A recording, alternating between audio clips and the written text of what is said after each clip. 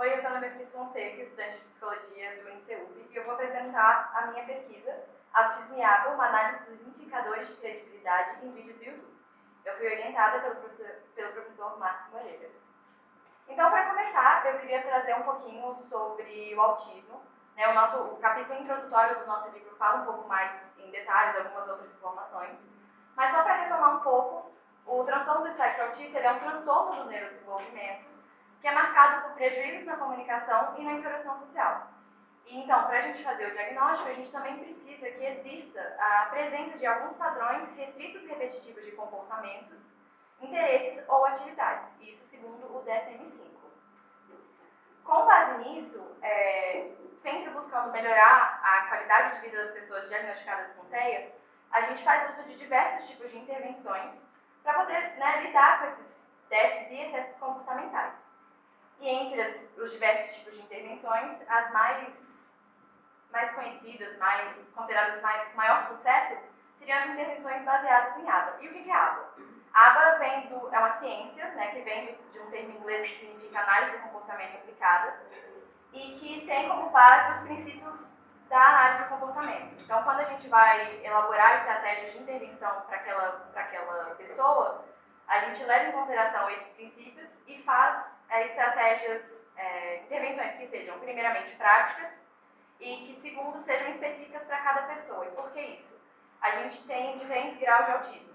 Levando em consideração, cada intervenção tem que ser baseada naquilo que cada pessoa necessita. Não adianta eu fazer uma coisa para fulano e aplicar para ciclano, porque às vezes vão ser necessidades diferentes. Então, todas essas informações sobre autismo e ABA, que estão no nosso livro que eu falei agora, elas estão disponíveis em diversos artigos, diversos livros, e nos últimos tempos, com o desenvolvimento da tecnologia, a gente tem tido outras fontes de informação. E uma dessas plataformas seria o YouTube. Então, a gente tem diversos assuntos, vários vídeos com diversos assuntos no mesmo lugar. Então, e as pessoas buscam essa plataforma pela facilidade de consumir esse conteúdo, número de visualizações, etc. Então, para fazer uma correlação com o que eu já estava falando, eu trouxe duas pesquisas. Elas são mais detalhadas no nosso livro, mas eles trabalham com todas essas temáticas de autismo, ABA e a questão do YouTube. Então, essa primeira pesquisa de Fusaro e colaboradores, ela trabalha na questão, teve como objetivo verificar se existe a possibilidade de fazer diagnósticos precoces de autismo através de vídeos publicados no YouTube.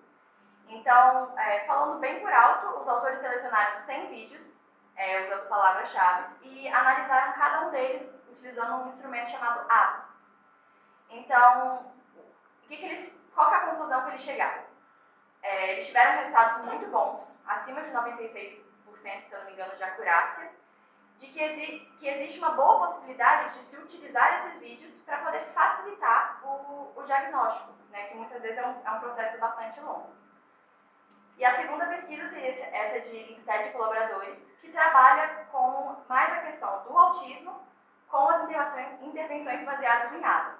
Então, é uma pesquisa que teve como objetivo verificar o impacto da intensidade e da duração do tratamento, que seriam as intervenções baseadas em ABAs, em diferentes domínios. Então, foi uma pesquisa realizada com crianças e, basicamente, o resultado que eles chegaram foi que tanto a intensidade quanto a duração influenciam bastante, são preditores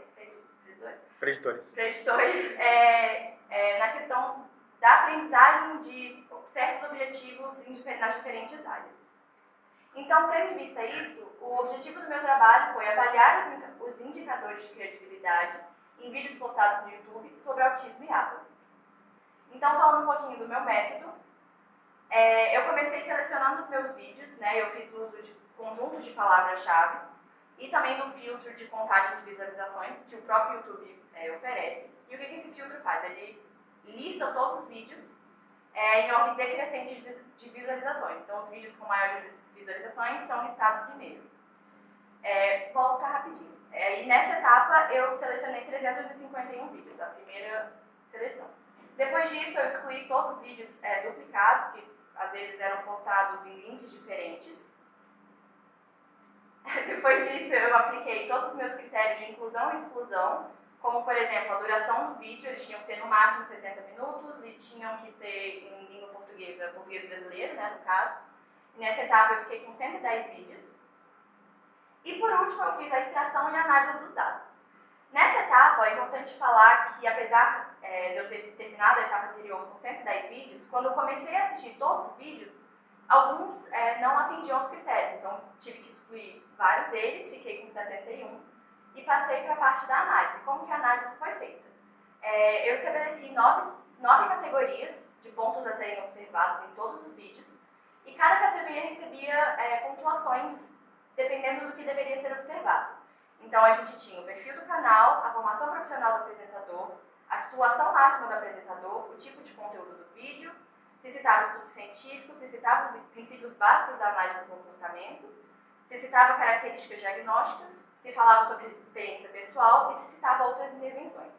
Em geral, as notas variavam de 1 a 5, então cada vídeo era julgado de acordo com cada categoria e depois a gente fazia a soma de todas essas categorias para poder chegar à classificação dos indicadores de credibilidade daquele vídeo.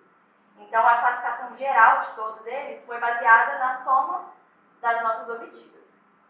Então, falando um pouco dos meus resultados, como eu falei antes, foram 71 vídeos, e desses 71 vídeos, a gente teve uma duração, a soma das durações de quase 1.100 minutos, o que é uma análise bastante longa se você parar para pensar.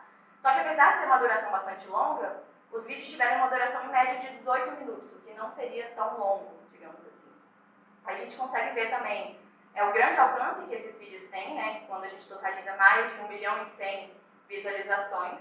Só que essa interação do público com o vídeo não condiz com os comentários. A gente tem um número de comentários em média de 44,46 por vídeo. Então a gente vê que apesar das pessoas consumirem bastante esse conteúdo, elas não interagem. Então, alguns dados mais pertinentes. Então, a grande maioria dos vídeos, como vocês podem ver, eles foram publicados por perfis de empresas, 60,6%. Os apresentadores foram, em sua grande maioria, psicólogos, mas também tiveram muitos com formação não especificada. Então, a gente não podia julgar exatamente a propriedade que aquela pessoa tinha de estar passando aquela informação.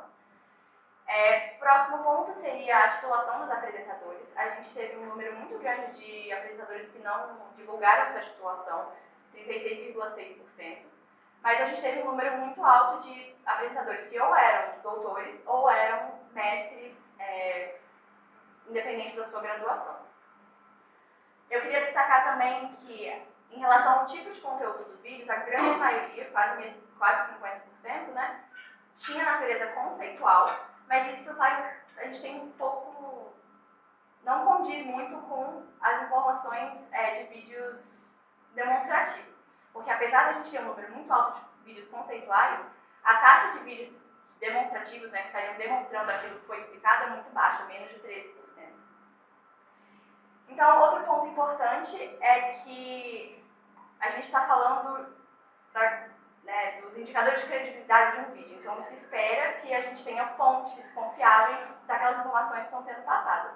Só que se a gente parar para ver, a gente tem 84,5% dos vídeos tem qualquer menção de estudos científicos, o que, né, como a gente vai julgar a credibilidade se a gente não tem essas fontes? Chama bastante também a atenção em relação à menção dos princípios básicos da análise do comportamento. A gente tem poucos vídeos, 38%. O que é curioso se você parar para pensar que a aba leva em consideração justamente os princípios da análise do comportamento. Então, como você vai explicar isso sem falar dos princípios básicos? Então, levando isso em consideração, os dados mais importantes, os meus vídeos, os 71 vídeos, né, eles podiam ter no máximo 44 pontos, com a média de 22, e esses 71 vídeos ficaram classificados no intervalo entre 29 e 10 pontos. Então, o que a gente conseguiu perceber? 25 desses vídeos foram considerados bons, com informações, né, incríveis. Então, 25 vídeos que tiveram pontuações acima de 22 pontos. e 46 vídeos foram considerados insatisfatórios, ou seja, vídeos com pontuação igual ou menor a 22. Então, falando um pouco, né, dos pontos principais, em relação aos resultados, a gente conseguiu ver que existe um grande alcance desses vídeos, os conteúdos são muito divulgados, que a gente tem uma variação em relação aos apresentadores. E isso está condizente com a literatura. Então, existem várias pesquisas que trabalham justamente com esses pontos.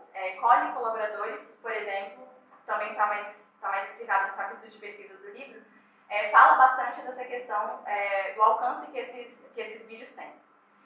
Azer e colaboradores fala sobre os canais no YouTube que produzem conteúdos, então conteúdos de empresa, que foi o que eu encontrei na minha pesquisa, instituições de ensino, entre outros. Em relação às limitações, é importante falar que, na minha pesquisa, as limitações foram surgindo ao longo do desenvolvimento do trabalho. Então, algumas categorias, a gente percebeu alguns problemas quando já estava analisando os dados.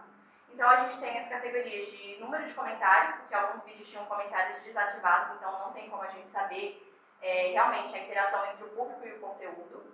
A gente tinha também um problema quanto titulação de apresentador, porque a gente tende a achar que, não só titulação, né, mas graduação também, a gente tende a achar que alguém com uma graduação X e uma titulação X tem mais propriedade para falar do que outra pessoa, digamos assim. Outra limitação também foi em relação ao tipo do canal, porque alguns canais tinham como nome, um nome próprio. Então, a gente acabou tendo que considerar esses canais como sendo pessoa física e não necessariamente uma empresa, porque eles poderiam causar alguma diferença, digamos assim, de credibilidade mesmo. E em relação à amostra, porque eu trabalhei com uma amostra pequena, foram 71 vídeos. E se você considerar que o YouTube tem milhares de vídeos sobre esse assunto, é uma amostra muito pequena. Então, para as pesquisas futuras, né, a gente sugere melhorar esses pontos que eu apresentei anteriormente e também fazer uma alteração quando a gente classifica os apresentadores, modificar os psicólogos como obtendo uma pontuação maior por profissionais que trabalham com ABA, porque a gente tenta abranger o maior número de pessoas que trabalham com aquele ponto. E uma outra coisa que chamou a atenção também, além da gente buscar aumentar a amostra da pesquisa, é sugerir que se façam pesquisas em relação ao conteúdo do vídeo, e não porque as pesquisas anteriores todas trabalham com conteúdo. A nossa foi a primeira que trabalhou com essa questão dos indicadores de credibilidade. Então seria muito interessante que alguém pegasse a lista de vídeos que eu usei na minha pesquisa e analisasse o conteúdo deles para a gente poder ver se o conteúdo se a análise do conteúdo está de acordo com a análise de credibilidade que eu fiz.